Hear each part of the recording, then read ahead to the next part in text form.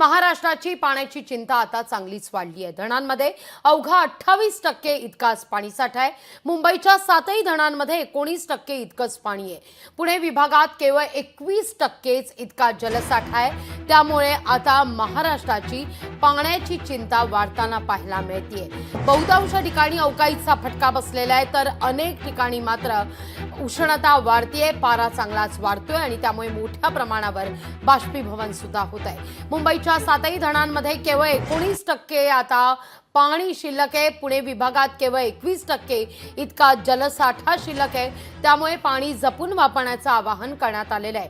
अधिक माहिती घेऊया आपले प्रतिनिधी अमोल धर्माधिकारी यांच्याकडून। अमोल, काय अधिक माहिती या सगळ्या संदर्भात? पाणी आता मात्र जपून वापरावं लागणार आहे। पाण्याची भ्रांत दिवसागणिक वाढताना दिसतेय। नक्कीच पाण्याच्या वापरामध्ये मोठ्या प्रमाणात वाढ झालेली आहे। अगदी महाराष्ट्रामध्ये विविध ठिकाणी पाण्याचा तुटवडा हा जाणवू लागलेला आहे।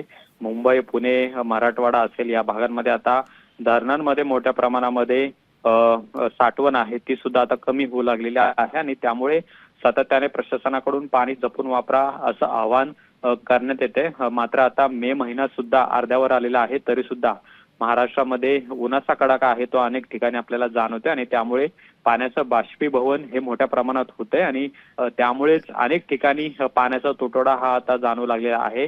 अनेक जिल्ह्यांमध्ये टँकरने पाणी पुरवठा खरं तर केला जातोय आणि त्यामुळे पाण्याची तहान नेमकी आता कशी भागवायची हा प्रश्न प्रामुख्याने निर्माण झालेला आहे। मुंबईचा जर आपण विचार केला तर मुंबईमध्ये 7 धरणांमध्ये अवघा 19% पाणी साठा आहे।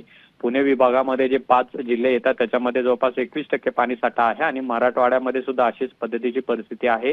पुणे सोलापूर भागाला जे उजनी धरण आहे हे उजनी धरण तर सध्या मृतावस्थेत गेलेलं आहे, म्हणजे तिथं -% पाणी साठा आहे तो सुद्धा शिल्लक आहे आणि त्यामुळे आता पाऊस नेमका केव्हा येतो यावर बळीराजा अवलंबून आहे। मात्र त्याआधी आता जवळपास आणखी 20 ते 22 दिवसांचा कालावधी आहे। या कालावधीमध्ये पाणी हे काटकसरीने वापरावं लागणार आहे, अन्यथा पाणी कपात आहे ती मुंबई पुणे सारख्या शहरांमध्ये होऊ शकते। पण सध्या जी आकडेवारी समोर आलेली आहे ती मात्र राज्यातील जनतेची आणि शेतकऱ्यांची चिंता वाढवणारी आहे आणि धरण साठ्यामधला तुर्तास धन्यवाद अमोल, तुम्ही दिलेल्या एकूणाचे असं विस्तार माहिती करता।